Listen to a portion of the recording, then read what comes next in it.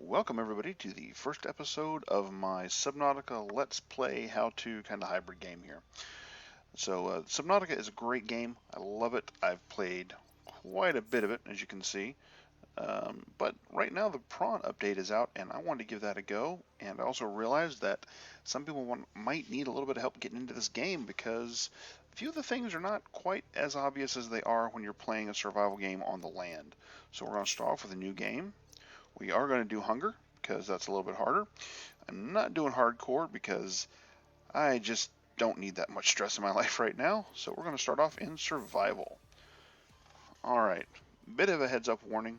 Subnautica is still very much in early access, so most of the time it performs pretty well, but there are a lot of known issues with pop-in, specifically when the game tries to load a new area of the map. You will sometimes just slam right into a wall. All right, so let's find the any button and get going. Attention. Hull failure imminent. All personnel abandon ship.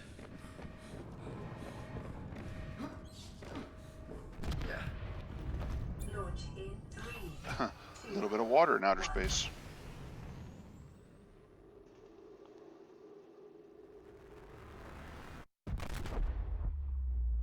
Ooh, that can't be good.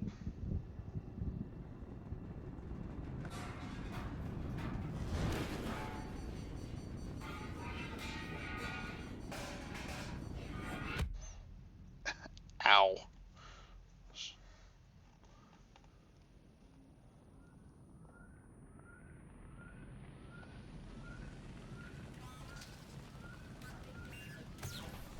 All else fails, hit it.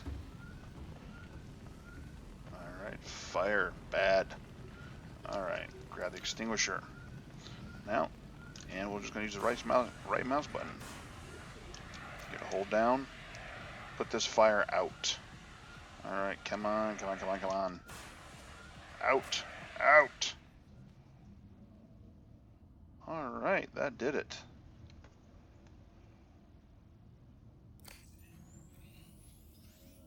Greetings, survivor. Great job not dying. To Thank assist you. you in further survival in emergency situations, you have been issued this personal data assistant. The interface visible now will organize your inventory, display currently available construction blueprints, and holds other valuable information. Please take a moment to familiarize yourself with it. Ooh, uranium. All right, this is your PDA. This is essentially your game interface. So right now you have your inventory, including your paper doll for some equipment. We'll get on that a little bit later. Blueprints of the various things that you can create. Voice log of the thing that you've had significant events in game. Photo album if you want to take any beauty shots. And then a data bank. Right now, fairly empty. All right, so put that away. All right, take a look around. Right now we have a fire extinguisher that no longer has much to do. All right, this is your life pod. This is where you start off with. This is a very useful location in the game. Thankfully, you're always going to have this marked on your map so you can always find your way back to it. All right, power cell's a little bit messed up. Some things are broken. All around not looking too good. Now, this right here is the fabricator. This is your crafting bench, your magic doohickey to let you make whatever it is that you need. All right, interface is pretty simple. And thankfully it even includes a helpful list of everything that you're going to need in order to create the various items. Alright, your sustenance to create water, various bits of equipment, various tools. Alright, this fabricator is very important as you're going to need it for just about everything you want to make in the game is going to have to come out of this fabricator. Thankfully you can make other ones, and when we get into base building I'll show you how to make one for your very own. But this life pod will always be here, and it will always have this fabricator that you can use. So even if worse comes to worse and your entire base gets blown up, you'll still have this fabricator. All right, looking around, the other important location, medical kit fabricator. Periodically, this will fabricate a brand new medical kit that you can grab, and it will heal you for a good bit of health. Again, this is always here, and you can make your own once you start building a base, but this one will always be here. And last but not least, a little bit of storage. We have flares, an underwater light source. You got some filtered water, and you got some nutrient blocks. All right, for now, I'm going to store the fire extinguisher because we don't need it, and one of the nutrient blocks. These nutrient blocks are, as you can see, plus 75 food. So that's a lot of food, and these are hard to come by until later in the game. So for now, you want to save it because that's very useful. But we'll keep it on us just because, as you can see, we're starting to get hungry. All right now we're going to go up, climb the ladder. Ooh, that ship has seen better days. Human life signs detected in 100 meters, nobody.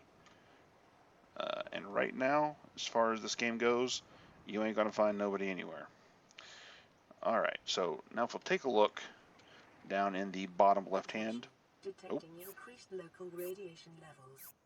Trend is consistent with ongoing degradation of the Aurora's dark matter drive core due to damage sustained during collision. Continuing to monitor. Yes, that is as bad as it sounds. Now, as you look down the bottom left, that gives you your 4 main situations you're going to have to pay attention to in this game. That chirping is annoying. Alright. Oh, don't tell me. It did not. Oh.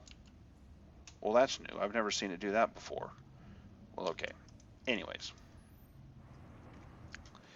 Down the bottom left are your meters. Your oxygen, your health, nutrition, hydration. Or your hunger and your thirst, depending on what you want to call them. Alright, those are, like in every other survival game out there, the meters that you have to tend to keep yourself alive. The good news is that unlike in many of the other survival games I've played, this one are not too, they don't pester you a lot, right? You're not going to have a whole lot of trouble keeping yourself fed and hydrated and alive. Alright, the big one really, obviously in a game about being stranded in the middle of the ocean, is your oxygen. Alright, let's dive on in. Alright, welcome to Subnautica. Alright. Yep, this is how you're going to spend most of this game, swimming. Alright, as you can see, our oxygen is slowly going down because we can't breathe. Alright, and you swim pretty much how you'd expect. You can side strafe, you can move forward and back as you swim, look around with the mouse. Very basic controls. And as you can see, we have lots and lots of fish, but right now, our air supply is getting low. If we're going to do much of anything at this game, we're going to have to make it so that we can stay down longer and so that we have some of the tools we need. So that's what this is going to be about, starting to get some tools. Alright, metal salvage, bits of the Aurora. Alright, swim around here. You also have fish. And you can grab these fish if you're fast enough. Oh, look at that. But I'm not going to do anything with them for the moment. I'll show you that in a little bit. New creature discovered. For now. Oh, bad. Emergency. 10 seconds of oxygen remaining. Oh, geez, I don't want to die on my very first day. Whew, okay. Sorry, I'm used to having well over a minute of oxygen underwater, so you gotta remember, I can't breathe that well for now. Okay, so what is it that we need at the moment? Well, actually, you know what, since I caught some fish, let's start off with how to get yourself fed. Alright. Now, underwater, we caught ourselves a couple of boomerangs and a couple of bladderfish. Alright. Now, you can, as you can see, eat them right now for a little bit of food and a bit of a loss of your hydration. Not good. So, here's what we're going to do. Go into your sustenance, and the first thing we're going to worry about right now is water. Alright, as you can see, filtered water uses a bladderfish. No, I don't entirely understand how that works, and I kind of don't want to, but that's how it does. So first thing we're going to do, fabricate up a couple bottles of water.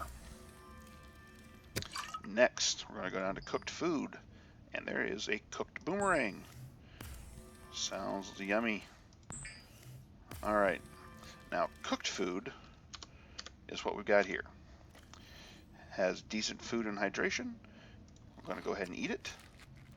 And we're going to drink one of our waters. All right, helped us out big time. Now, obviously, as you go through the game, there's going to be other methods to get more water. And the thing about food is with just cooking it, you need to eat it immediately, because if you don't, it'll rot. Let's go see if I can't show you the alternate method of preparing food. This right here is a salt deposit. Very useful. Next, there we go. There's a boomerang. And got him. All right. I'll head back over to the life pod and show you what to do with this. This is now as an alternative to just cooking your fish. You have the alternate to cure it. This uses the salt and the boomerang to make cured boomerang. All right, let's take a look at that in our inventory. As you can see, you no longer get any hydration benefit, but your food benefit is boosted a little bit. Now, the other thing is a cured fish can't rot. Fresh cooked fish will rot very quickly. So you're going to want to cook it and then immediately eat it. And you don't want to cook the fish until you're ready to eat, because as long as they're in your inventory, the fish are fine. The minute you cook them, they'll start to rot. So eat right away. Cured, I can leave it on me. Oh, also, your fabricator, that piece of salvage we picked up, turn that into some titanium. Wow, that is annoying. Okay, grab that out there. Okay, so what do we need?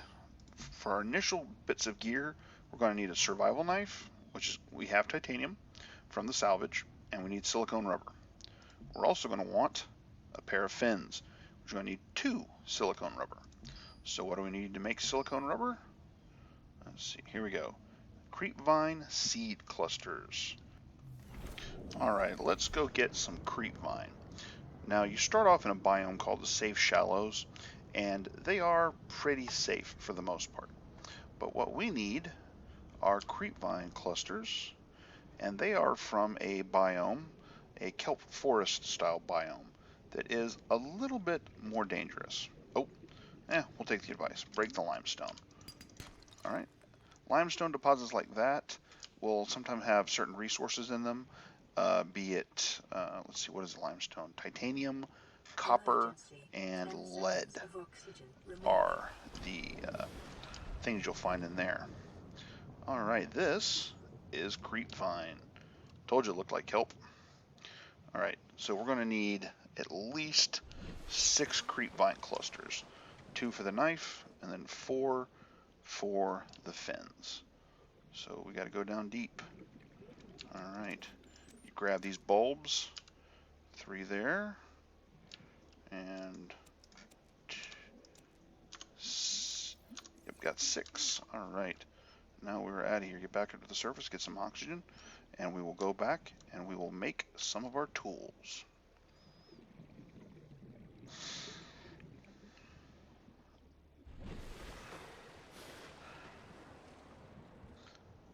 Alright, you're going to see a lot of things that stand out a little bit as you're swimming around here.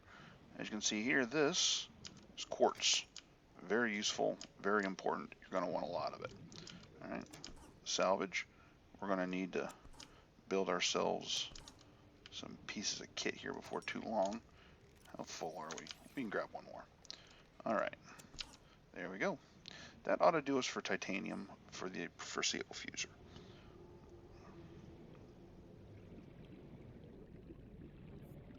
Emergency. 10 seconds of oxygen remaining. Okay. Man, how does that... Seriously? Is it going to do that every time? Alright. Yes, I have been grabbing a few other things. Alright, so first thing we're going to do, fabricate ourselves up a little bit of rubber. Now when you're fabricating, notice up at the top there, you're losing some power. Now in the life pod, you have some regenerating power cells, so you're never actually going to run completely out of power. It'll slowly come back, but each time you fabricate something, it eats up a little bit of your power, so you are going to have to take a break eventually. can't just stand here and fabricate things constantly. And that power does come back quicker once you do repairs. But what we're worried about right now is we are going to make ourselves some swim fins to swim quicker, as well as a knife. All right.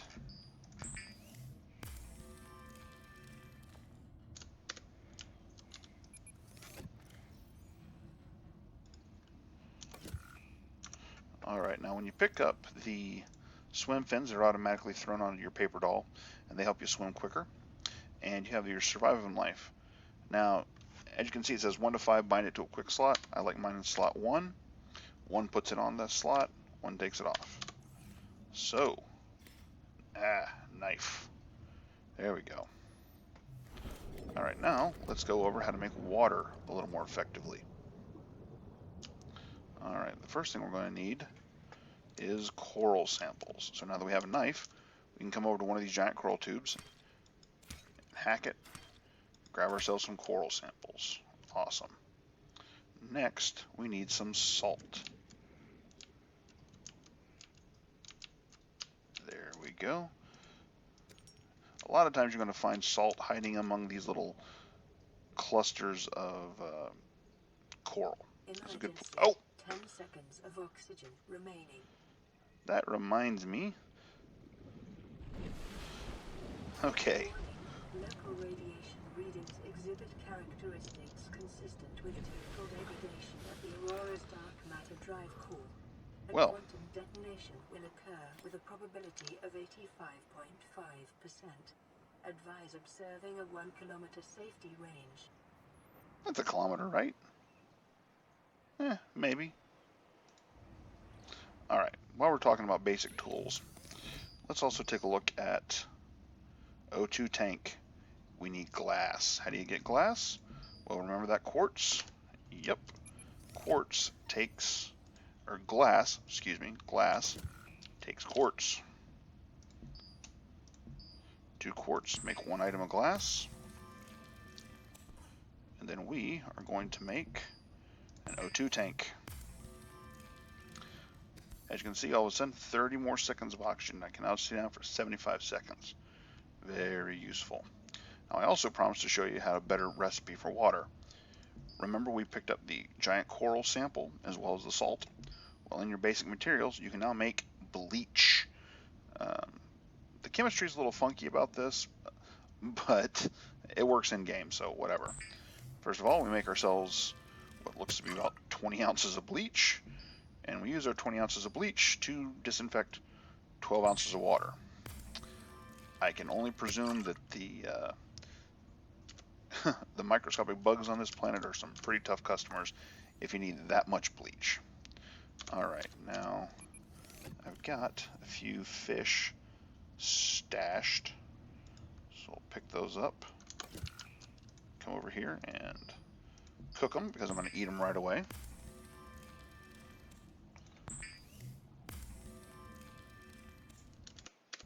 Alright, I start off munching on some boomerang, have some of my bladderfish water, and I'm back good to go.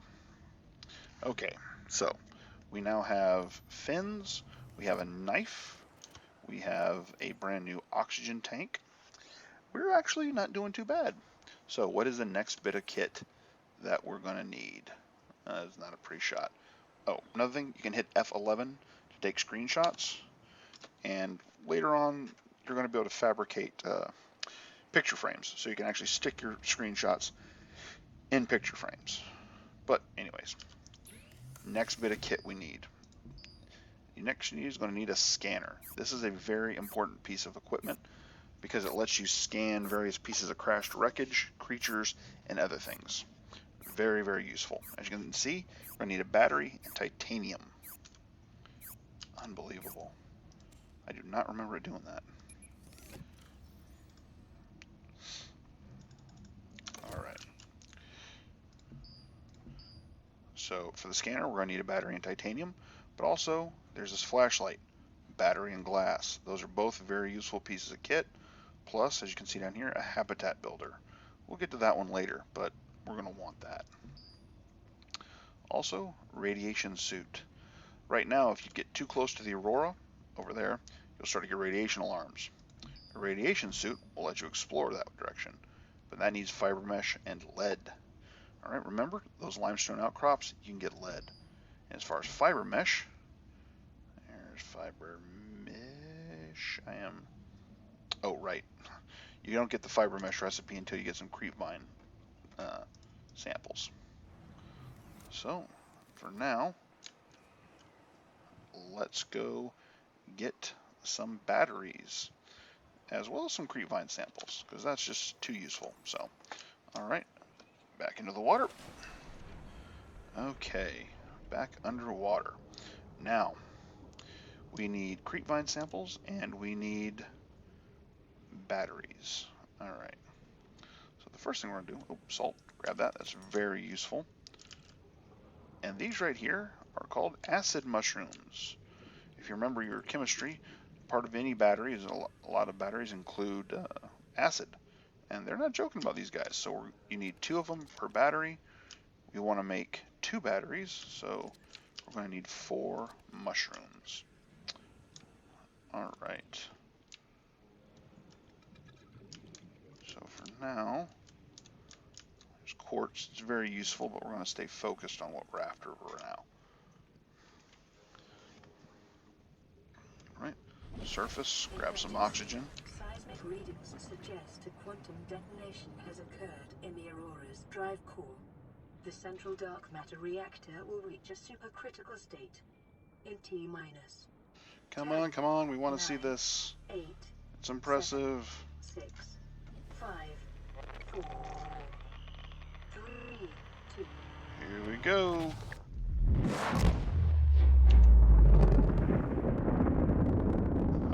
Oh, okay.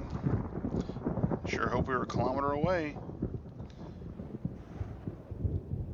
Whew. Oh, and bathe in the radiation. Lovely, lovely radiation. All right, in case you were wondering, yes, that is intended to happen. And no, there is no way you can get over there and do anything about it. It's a scripted event, supposed to happen. Whew. Well, we just tossed a bunch of radiation and debris into a pristine wilderness. Go us. All right. All right, now what we're looking for are limestone outcrops. You see this little sea glide fragment. These little fragments, you're going to find them all over the place, and they all contain bits of the blueprint you need to make your various items in the game. This is one of the things that we need the scanner for. All right, prowling around, grab some salt. What we're looking for are some limestone outcrops so that we can pick up what we need. Oh, here's another fragment. Solar panel fragment. That's a very important one. Alright, let's get up to the surface, get some oxygen. There's a pretty common refrain in this game, is that you're going to be having to go up to the surface to make oxygen. Ah, here's what I was looking for. This giant tube in the safe shallows is a very important location because it's got tons and tons of these outcrops. Copper, just what we're looking for. Titanium, not. More titanium. More copper. All right, we're set for copper. There's lead. We just need one more lead. Copper. Don't underestimate copper. Copper's pretty important. You're going to want a lot of batteries, especially in the early game. Oh, lead. What do you know? We got our copper. We got our lead. All right, now coral tube, kelp, this way. Now that we've got all of our metals, it's time to go get our creepvine samples so that we can get ourselves a proper radiation-proof suit. Yeah, one thing is the safe shallows are fairly safe, but you still hear so many strange noises in this game that it really takes some getting used to. All right, all the fish that we've seen so far are harmless. But now that we're getting out here into the creepvine, we may run into some less harmless fish, and I will show them to you if we find them. But for now, We need some creepvine. So all you gotta do is swing them up, give it a few hacks. There we go. 1, 2, 3, 4. I can't remember how many fiber mesh takes. Definitely inspiring a whole lot of. Oh, wait a minute.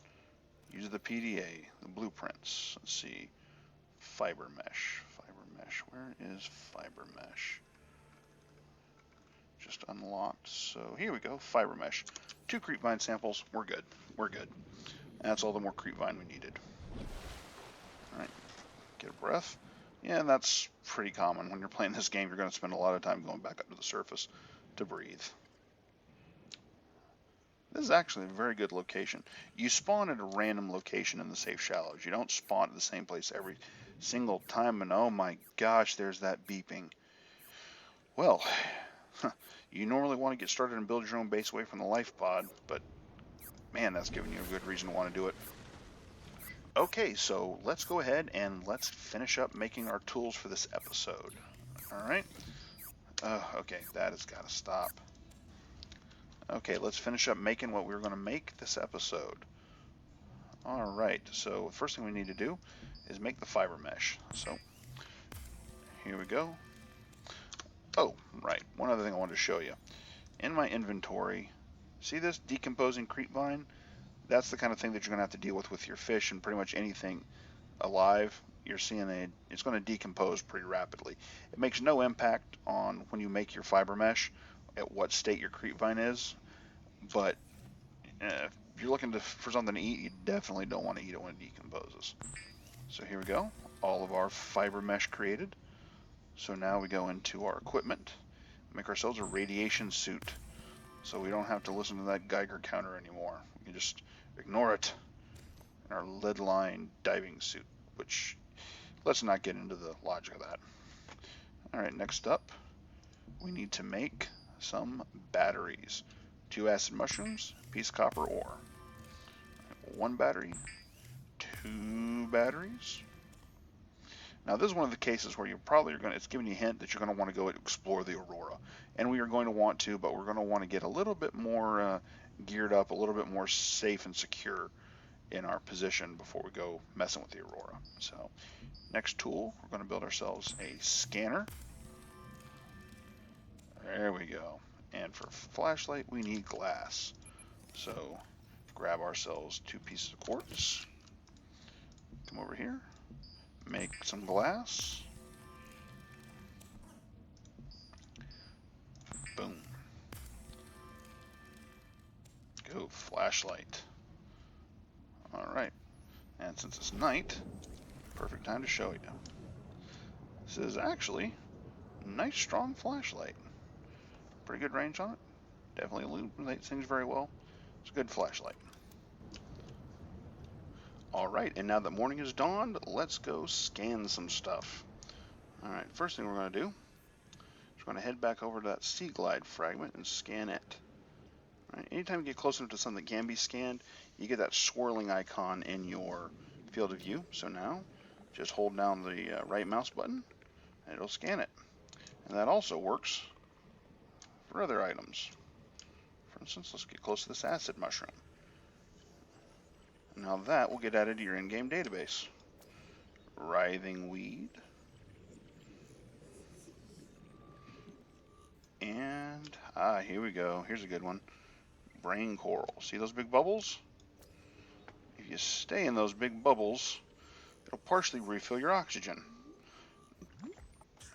Here we go. See? Get about 10 seconds of oxygen from each bubble. That's a very good way, if you're down deeper, it's a very good way to refill your oxygen.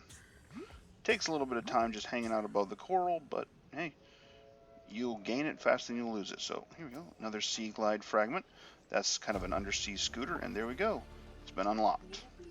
All right. Limestone chunks. Again, one of the funny things I usually do is once I get the scanner, I'll just go on an absolute scanning rampage and scan every little thing I can possibly find. Also works on animals, although they are not always as cooperative. There we go. Takes a little bit. Thankfully, you don't lose progress. You'll keep your progress, even if they move.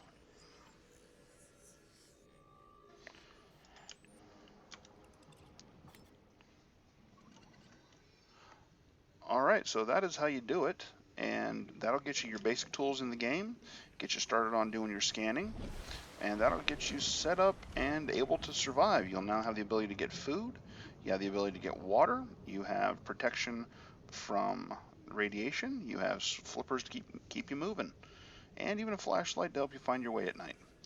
Alright, we'll come back next time where we'll expand on this and get ourselves ready to start building a base. All right, until next time, I'm Balkatir.